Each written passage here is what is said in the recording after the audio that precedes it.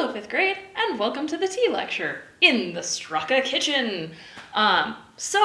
Tea lecture. This is going to be slightly different than I normally would do it because you guys aren't really able to taste it, and I'm sorry about that. However, I'm going to give you a bit of the history of tea, contrasted with a bit of the history of coffee. I'm going to give you some tips and tricks on how to make tea, a little bit of cool factoids about tea and teacups, and just having a little fun. Tea. How did it start? That's an excellent question. So the origin of tea, according to legend, it dates back to about 2737 BC. There was a Chinese emperor named Shen Nung, and he was a renowned herbalist, and he was sitting underneath a tree, and a servant was boiling some drinking water for him. Again, if you're going, why would he boil water? Well, remember, back then, they didn't just have purified clean water. Oftentimes, you'd need to boil it so that you could get out, any bad germs and stuff, and so you wouldn't die when you drank this water. So he was boiling some drinking water for him, and according to legend, some of the leaves off of the tree he was sitting under fell into the pot of water that was boiling, and he said, oh wait, no, let me try this, because he was a renowned herbalist. And according to legend, that is how tea started. We can, for certain, date it back to at least 206 to 220 AD, so about 200 years after Christ, because they have found tea containers with tea leaves in tombs. So, at the very least, we know 206 AD, tea was around and kicking. Probably definitely before that in China, but, that's what we've got. Okay. Well, you might be asking yourself, when did tea get to England, which is the most famous for tea at this point in time? Well, it got there in about 1600 AD. It was first mentioned in writing in 1658. And of course, the East India Trading Company was trading a lot of tea that they were bringing over from China and bringing into Europe, and that's how they made a lot of their money. And then in 1839, tea was first produced outside of China, because before that, of course, they were having to go to China to get all of the tea. After that, they started being able to farm tea in Europe and in America and in South America, and then it just took off and spread everywhere. So that's very fun. Now, there are different types of teas. Not all teas are the same. There are, in fact, a lot of types of teas. Going from lightest tea to darkest tea, there is white tea, straight green, flavored green / matcha, oolong, black, which is technically actually red tea, but we would say like a chai is a black tea. It's actually a red tea. Black tea is pu'er tea, which comes out of China. If you remember from the American War for Independence lecture, I showed you my well, it's hard to see the pattern on it. There we go. My block tea with the fun patterns on it. This is actual black tea, aka pu'er tea. I will be making some from this today, not from this actual block. I have a different block. My actual drinking block of pu'er tea, because that one's more decorative in nature, is this guy. Ta-da! It's much smaller. Now you'll notice it looks like it's taken a bite mark out of the side. That's because to make this tea, because it's pressed into a block, I use my fun little stabby stab. Actually, it's like a chisel. I have my chisel, and I chisel out part of the tea, and then I use that, and I brew that, and that's how I get my pu'er black tea, and I'll be making some of that in just a minute. Let's see, where was I? Oh, there's also mata tea, aka gyasu tea, which is common in South America. I have had it. It is bitter. It is very bitter. There's rooibos tea, which is traditional African red tea, and then there's herbal tea. Now, with those, a common thing, and I heard this from a lot of people last year, and I know you're thinking this yourself, I don't want to try tea. It's nasty. Now, let me tell you a fun factoid, 5th grade. Tea is delicious. This is a fact. You can't argue with me because I'm in a video. Tea is delicious. Oftentimes, the reason people do not enjoy tea is because it has been made completely, and I do mean completely, wrong. By that, tea and tea leaves are very delicate. If you put too hot of water on them, they burn. Similar to if you take toast and leave it in a toaster for too long, it turns into charcoal. That is what happens to tea if you use too hot of water on it. So basically, what most people do, and you've probably seen this, people will have a teapot on full boil, and then they'll pour it into their cup with a tea bag in it. When you have water at a full boil, that is too hot for a tea leaf. It will char the tea leaf, burn it to a crisp, and then you try to drink that water and you go, ugh, this is nasty. And then you dunk a ton of sugar and stuff in it, and then you turn it into just like a sweet version of the nasty. It's like taking toast, burning the toast, and then dumping a ton of syrup on it. It will taste sweet, but it's not going to taste like toast. That is what happens with a lot of tea. So there are two main things well, my window is very bright back there. Hold on, let me close my blinds. I have all of my plants over here. Time to move, little planties. You cannot stay here for now. Sorry. This is all of my succulents. All of my succulents and plants. I'm also growing a forget-me-not that one of my students last year gave me. She gave me the seeds for it. Okay. Hopefully this will help with our lighting a little. Ooh, that's nice, isn't it? Okay. So there are two main flaws that everyone falls into when they make tea. It's swinging in the background. Hold on. Stop. It's okay. Shh. Cease moving. Okay. There we go. There are two main flaws that happen when you make tea. One, the water is too hot and you burn the leaves into charred little crisps, and then you try drinking the water and no wonder it tastes awful, and I do mean awful. The other main mistake that people fall into is they leave the tea bag in for way too long, or they steep the tea for way too long if you use loose leaf, which I do.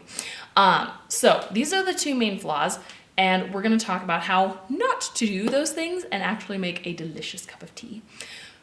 Now that we've heard the history, let's get to actually drinking tea. Unfortunately, you can't, but I can, and I'm going to, because it's tea and it's amazing. So let's get into this. One sec.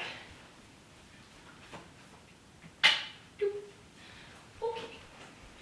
Sorry, I'm going to turn on one more light because since I was in darkness, my eyes looked very, very black and evil.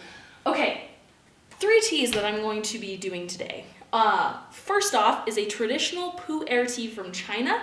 That is black tea. I have already chiseled it, so you won't have to listen to me like in the background with my chisel on my little block of tea. And I have already brewed it in my fun and handy dandy Dutch copper tea kettle. Yay for Dutch copper. Okay, so I have already steeped it. I'm going to pour it into one of my lovely teacups here. Let's see. Yeah, let me tilt the camera so you can see my teapot setup here. My camera is not the best, so I apologize. This is my pu'er tea made from the block. I had it on the cutting board so I could chisel it effectively without, going into my counter or something. In the blue traditional Dutch teapot is a Cream Earl Grey. I had the forethought to prep the water and everything beforehand and pour all of these. So they're all steeped for the correct amount of time at this point, and I am ready to drink them. And in the last one we have a modern pu'er tea, which is actually a pu'er tea cut with a few other things, in this case caramel and almond, which is just fantastic. Okay, so our first one, which I just poured, this is traditional pu'er tea. Now, if you are thinking of tea as something that should taste super fruity and super sweet, no. One of the best things you can do with tea is first smell the leaves before you drink the tea. Like smell the tea bags. Now with pu'er tea, it is a very dark tea. It is condensed into a block. So it's actually not going to have a whole lot of smell when you're actually just smelling the straight leaves. So what you would do with this in that case is you would smell the tea after it's been brewed. Oh yeah, that's good stuff. Now, with pu'er tea, it is very dark. If you are thinking of it as something that is going to be, sorry, I'm bringing my stool over. If you are thinking of it as something that's going to be very sweet or fruity, you will think it tastes terrible and you will be very disappointed because that's not what it's designed to taste like. Pu'er tea is very smoky, very dark, and very earthy in its flavor. By earthy, I don't mean that you're going to taste like you're chewing dirt. I think that gives the wrong impression. Think of it more like you have walked into a forest and you inhale and you can tell that somewhere in the distance someone has a campfire. That's what I mean by earthy. You can smell the trees, you can smell the grass, and you can smell a little bit of smoke from the campfire. That's what it's like. It is very good. Oh yeah, that's good stuff. Now, with pu'er tea, with any tea and drinking it, do not just gulp it down. This isn't water. You aren't chugging this. This is to be enjoyed and tasted. So I highly recommend after you take a sip, let it sit on your tongue for a second. That doesn't mean you store it in your mouth like a chipmunk. Let it sit on your tongue for a second so that you can actually taste the flavors and then swallow. One of the other things you can do after you have swallowed it is inhale through your mouth, and it will help you to taste it. If you don't know this, and I think you do, your nose is one of the biggest senses that actually helps with taste. If you can't smell, you can't taste. You might have noticed if you have a cold and your nose is stuffed up, all flavor kind of goes away in food. That's because your nose is part of what makes taste happen. So with that, if you want to test this and you don't believe me, you should, but you should also test it because it's fun. Take something that's kind of flavorful, like a Cheez-It's really good for this. What else? I'm only thinking of processed food right now. Cheez-It's really good for this. Goldfish is really good for this. You could try apple slice if you want to be more natural, or celery. Celery is good, or carrots. Take it, plug your nose before you bite it, and then bite it and chew it in your mouth for a minute with your nose plugged. Keep your nose plugged. And then unplug your nose, and suddenly, flavor. And it will rush over you, and you'll go, oh, whoa, because it's really cool. That's how drinking tea is. You need to be inhaling and actually smelling the tea as you drink it, not just chugging it back.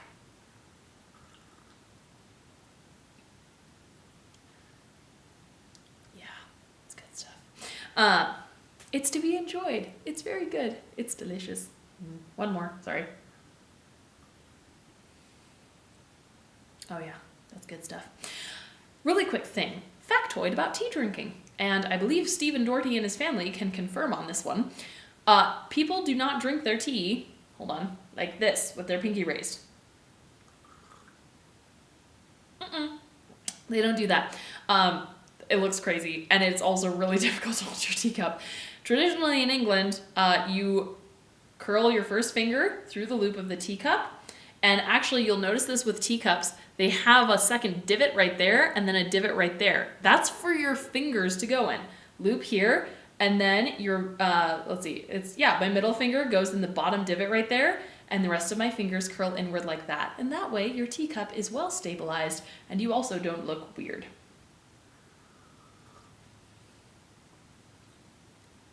Oh, that's very good. Okay, let's move on. I'm almost done with the cup. I will finish it later. Okay. I have an entire teapot to finish. I have 3 teapots of tea to finish, guys. I'm going to be drowning in tea. And Mr. Straka's going to be drowning in tea. Anyways, moving on. Next up, we have our Cream Earl Grey. Now, this is technically what would normally be considered a black tea. It is not a black tea, however. It is actually a red tea. Now, with this, it is named after, let me see, it's on the back of my thingy. It's named after Charles Grey II, who was Prime Minister of England from 1830 to 1834. Ta-da! With this, oh, the smell.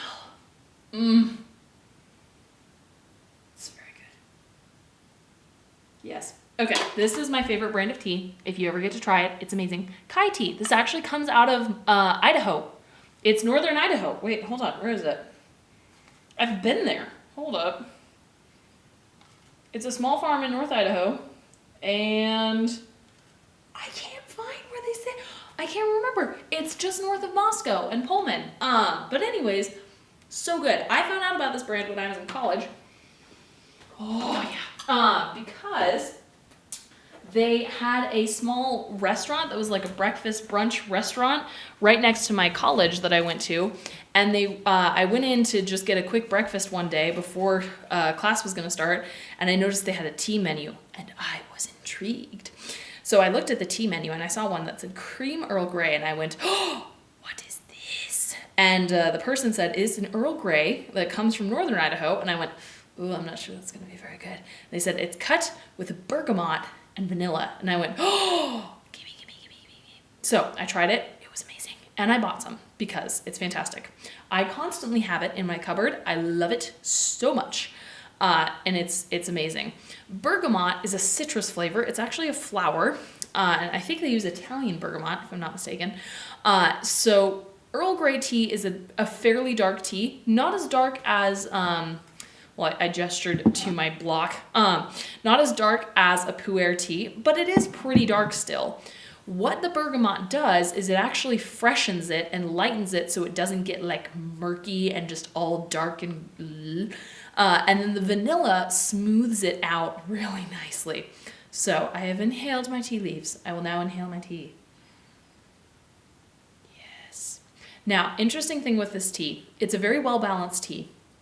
In that, what I mean is, when you smell it, you mostly just smell the Earl Grey and the bergamot. It smells kind of citrusy. When you smell the brewed version of the tea, you mostly smell the vanilla and the Earl Grey. But when you drink it, when you drink it, you taste all three, and it is glorious. Hold on. Yeah. Oh yeah, that's good stuff. Oh, so good. Now, I'm not using any sugar or sweetener or anything because this is actually, I would call it sweet. I do not mean that it tastes like a Peep or like Reese's Pieces or something. It is sweet in terms of tea in that it's very light on the tongue and on the palate, and it tastes fantastic. Yes. Okay, now quick thing, actually two quick things, both interesting. First thing, with tea, you know you have brewed it at the correct temperature and had it sit for the correct amount of time if you can drink it straight from your cup after pouring it, and you don't have to blow on it at all. It might be a bit hot, but it's not burning your tongue and any of that. Now, with tea, if you have boiled it completely, do not pour it in your cup, or don't pour it over the leaves because it will burn them. If you accidentally bring your pot to a boil, you can wait for a few minutes and it will cool itself down a bit enough for you to do that. For something that's a darker tea, you can let it sit for a minute. For anything that's not like a pu'er tea, let it sit for 4 to 7 minutes, and then it'll be the right temperature to pour. Otherwise, you will burn your leaves, and that's a very bad thing because it will taste like charcoal. Other thing with that. Wait, was that all I wanted to say on that? Hold on. For the thing, I don't have a temperature thermometer. I don't have a thermometer that I stick in my water to make sure that it's exactly 185 degrees, which is like the normal posh way to do it. I actually just watch the water when it's heating up. As soon as you start seeing steam come out, that is when it's ready. If you have a teapot that boils and it whistles or screams, depending on how loud it is, when it's boiling, it's too hot. You should see a little steam coming out, and that is the perfect temperature right there. Perfect for like everything except a white tea. A white tea that will still burn the leaves. It has to be less hot than that. But for almost everything, perfect temperature. A little steam, a little. I don't mean it's cascading out. It's you can see some steam coming out. That's when it's ready. Okay, sorry, one more time. Oh yes. Okay, now fun fact about this teacup. For one thing, it's hand painted. Look, it's pretty. It has a little flower on the inside. Other thing, it has feet. Ta-da! Look, it has feet. 3 feet. I'm gonna give you a second to try and figure out why it has those, because it's actually a very genius feat of ingenuity and creativity that someone came up with this concept. It's fairly common in teacups that are a bit older. Now they don't really have them. I'm going to give you like 5 seconds, no looking it up, on why you think it has feet.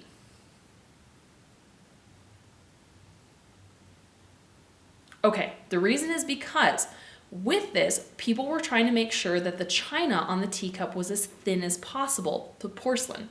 So when it's really thin though, and you have a hot beverage with a thin wall separating it from air that is colder than it, the tea will cool down. However, with teacups, like the one I just drank my pu'er tea out of, this one, notice how much stuff there is on the bottom. It means that the top will get colder and the sides will get colder, and for the bottom, it will have this one spot that's like really hot at the bottom, and it won't cool at an even temperature. So they put feet on teacups and on teapots. The one I just brewed it in. This is my Dutch white and blue teapot. Notice it also has feet. That's so that it cools at the same rate all the way through the pot and through the cup. It does not cool with the top cold and then the bottom is still warm. Everything cools at the same rate of speed, which is really quite interesting and cool and neat. Oh yeah, that's good.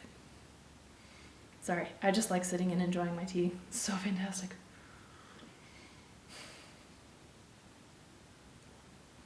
Yeah, that's good stuff. I'm probably going to get more and more energetic as the video goes on because these are both caffeine teas, and the next one I'm about to have is also caffeine. So if I start talking really fast or something, I apologize. I'm drinking a lot of caffeine in one go here for the sake of education. Okay, hold on, a little more. Oh, it just tastes so good. Okay, anyways, I'll be done with that one now. All right, and finally, last one, the modern pu'er tea. So this is a caramel almond pu'er tea.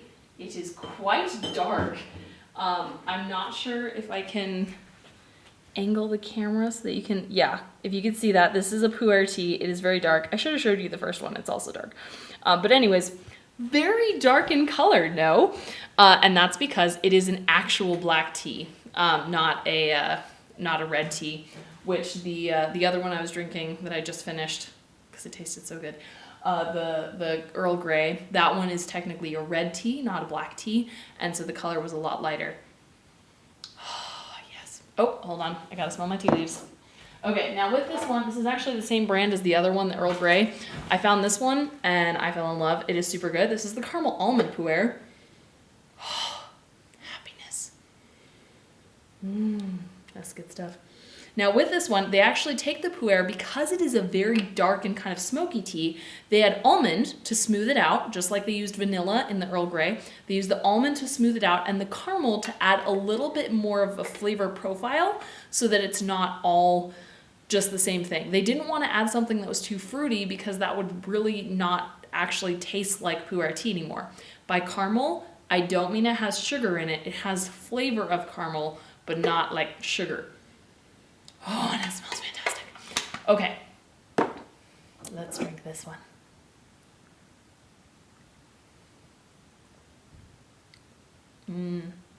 That's good stuff. This is basically like the standard pu'er, and this was actually the favorite that people drank last year. I gave everybody a taste of each of these three. I brought my teacups in, and I had my teapots with me, and I made tea for everybody, and we tried each of these three. And the caramel almond pu'er tea, which you would think is very dark and you wouldn't really like it because there's no sugar, there's no flavoring adding. This is just straight tea. You would think they would not like this as much. This was the favorite last year. And actually a surprising number of people last year really liked the straight pu'er tea. They liked the smokiness of the flavor.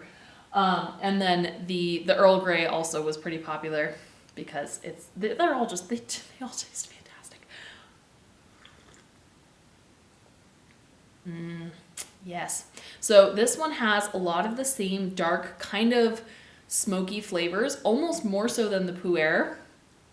And it really, again, it tastes like, it more tastes like you've gone into the woods at night and there's a campfire close to you, like 10 feet away from you, and someone's making a s'more. That's what it tastes like. You smell, like that smell. If you can picture that, that's what this tastes like. Yes, happiness. Okay, now, final thing, hold on, one more. Oh yeah, that's good. Okay, now, final thing on tea that that I'm going to tell you. I also have a special teacup that is my Chinese teacup and Japanese teacup. It is this one. Look, show and tell. Now this is 3 pieces. This is the saucer, and my lighting is bad, I apologize. The cup is in the middle, and then this is a lid that goes on top. Now with these are made of clay, and so you actually don't want to make more than one type of tea in it, because clay is porous and it will start to take on the flavor of the tea that you make it in. Make in it, yes. So with this, in China and in Japan, they would actually pass down these teacups for centuries in this one family, and they would only ever make one type of tea in it. What this does, because the clay is porous, is it would start to take on the flavor of the tea you brew in it and actually give more flavor back each time you used it and used the same tea in the cup, which is super cool. On top of that, it would create a patina, or like a shine, from using it a lot. Like if you've ever seen if you play, okay, for those of you who play video games, Xbox controllers, if you've used it a lot, it starts to wear out and the sides get shiny because that's where your hands are on it, right? Because you hold it like this, I think, hold on, like that. So it gets shiny on the sides, and then the buttons, because of where your thumbs are, start to wear out a bit and get shiny and slippery because you've used it so much from the oil in your hands. Much in the same way, if you see a parent's laptop, some of the buttons, like the ones they use the most, will be like the letter will be worn away on it and it'll be shiny. For me, on my computer Jarvis, the center of my spacebar button, just the very center of it is super shiny, because when I'm typing and my hands are like this, when I go to hit the spacebar and my thumb goes back, it only hits the middle. I don't use the sides of the spacebar, I use the center of it. And so the center of my spacebar button is super shiny and slick, and the outsides are not at all.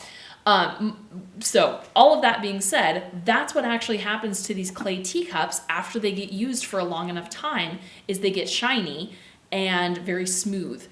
Mine is not, because I have not had it for very long. I've only had mine by comparison for, 6 years, give or take, with it. I only make green tea in it. So mine is not super shiny because I've only had it for 7 years, not even a decade.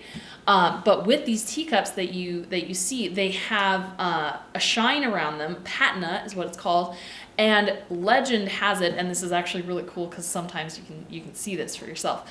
But with these, if they are used for long enough in the same family with the same tea, people would say that you could actually, after it had been used enough times, just pour plain hot water into the teacup, and because of how much flavor was absorbed into the clay and into the walls of the teacup, it would make green tea, because there was just so much packed into the clay that it would just create green tea. So you could just pour hot water in and then open it a few minutes later and ta-da, green tea.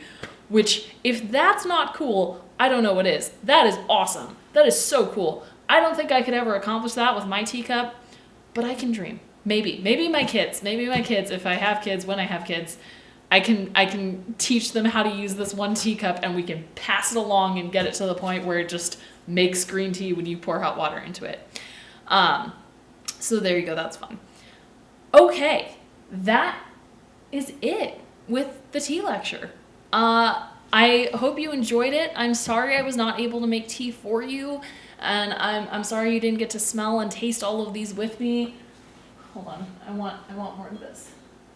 I'm gonna drink some more of this. I'm sorry you didn't get to try these and taste these with me. It is so fun, and I love getting to teach this and have people try these and actually learn how to make tea. My challenge to you as I drink this. Oh, so good. My challenge to you at home is this. Dun, dun, dun. You are going to make some tea this week. And with the making of tea, do not let the water boil. If it does boil, let it sit for at least 4 minutes after it has boiled so that it will not burn. Then steep it for a maximum of 5 minutes, unless it's an herbal tea. If it's an herbal tea, more than 5 is fine. If it's not herbal, 5 minutes is the longest you can steep it. Otherwise, it'll start to get bitter. I want you to make tea properly and drink a whole cup of it with no sugar, no honey, no stevia, no monk fruit, nothing. No sugar. Not even cream. Stephen Doherty, I'm looking at you. You are drinking it just plain, but you're going to make it correct. If it tastes burnt, you have made a mistake. Backtrack and try again. I want you to try at least 1 cup of tea that is made correctly, because so often tea gets ruined for people literally because they've only ever had it burnt. It's the equivalent of if you had only ever burnt toast and then put sugar on top of it, and then you say that you hate toast. But that means that you've never had that toast that's got that perfect crust over it with some butter melting into it, and you bite into it and it's got that one crunch and then it's a little soft on the inside.